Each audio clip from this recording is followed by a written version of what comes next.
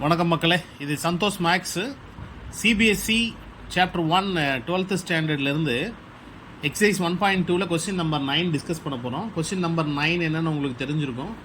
சரிங்களா? இங்கே பாருங்கள், let f such that n tends to n அப்படின்னா natural number to natural number. So natural number to natural number function of n set of n plus 1 by 2 n by 2 அப்படின்னு ரெண்டு different function இருக்குது. If n is odd number, if n is even number. சரிங்களா? இதில் எல்லாமே n தான். n belongs to n. சரிங்களா? ஒவ்வொரு நம்பரும் நேச்சுரல் நம்பர்லேருந்து தான் எடுக்கணும். சரிங்களா? இதில் state whether the function is பைஜெக்டிவான்னு ப்ரூவ் பண்ண சொல்கிறாங்க. State whether, show that or prove that or verify. சரிங்களா? இங்கே வந்து நம்ம ப்ரூவ் தட்லாம் பண்ண முடியாது.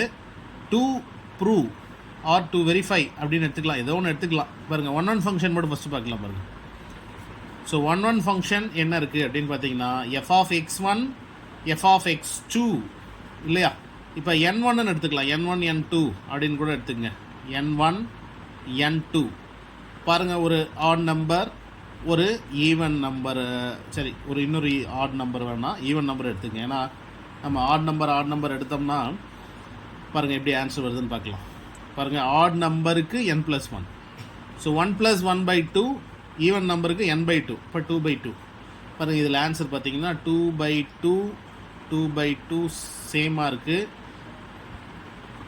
So different element, same answer. It is not one function அப்படின்னு எழுதிடலாம். இப்போ பாருங்கள், இதே மாதிரி 2 3, இப்போ 1 3 எடுத்து போட்டோம்னா ஆன்சர் மாறும். பட் இங்கே பாருங்கள், இங்கே மாறலை அப்படிங்கிறது தான் முக்கியமான விஷயம். ஆன் டு ஃபங்க்ஷன் பார்க்கலாம். y equal to f of x. F of எக்ஸுங்கிறது தான் நமக்கு ரெண்டு கேஸ் எடுக்க போகிறோம். n plus f of x இல்லை என்னன்னு எடுத்துக்கங்க. ஏன்னா நமக்கு n தான் இங்கே இருக்குது. n+1 by 2 case 1. If n is odd apply பண்ணுங்க.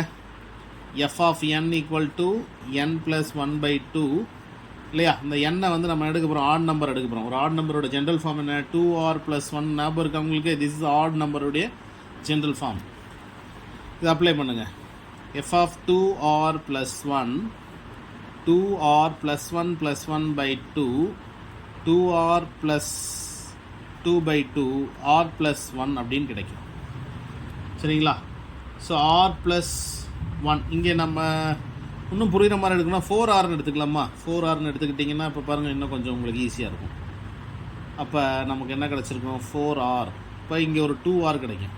2r ஒரு ஆட் நம்பர் கிடைக்குமா இல்லையா? புரியுதா உங்களுக்கு? ஸோ அடுத்தது பாருங்கள், இது எஃப் ஆஃப் எக்ஸ் ஒரு ஆட் நம்பர் எடுத்தோம், ஆட் நம்பர் கிடச்சிருச்சு அப்படின்னு சொல்கிறோம். So f is onto function, இது சாட்டிஸ்ஃபைடு. இப்போ கேஸ் 2 எடுத்துக்கிட்டிங்கன்னா if n is even, n வந்து ஈவன்னு கன்சிடர் பண்ணிக்கங்க. ஈவன் நம்பரோட ஜென்ரல் ஃபார்ம் என்ன அப்படின்னு பார்த்தீங்கன்னா n 4rன்னு எடுத்துங்க. 2r 4r எல்லாம் அதே தான், நம்ம 4r எடுத்துக்கலாம். எஃப் ஆஃப் n வந்து என்ன கிடச்சிருக்கணும்? 2 by n கிடைக்கும். சரி, 2n by 2 கிடைக்கும். இல்லை இது பாருங்க, n by 2 பாருங்கள், n by 2. இப்போ இதில் அப்ளை பண்ணுங்க பார்க்கலாம். எஃப் ஆஃப் 4r அப்ளை பண்ணுறீங்க. 4r by 2r கிடைக்கிது. 2r வந்து ஈவனாக இருக்குது. புரிஞ்சுதா உங்களுக்கு?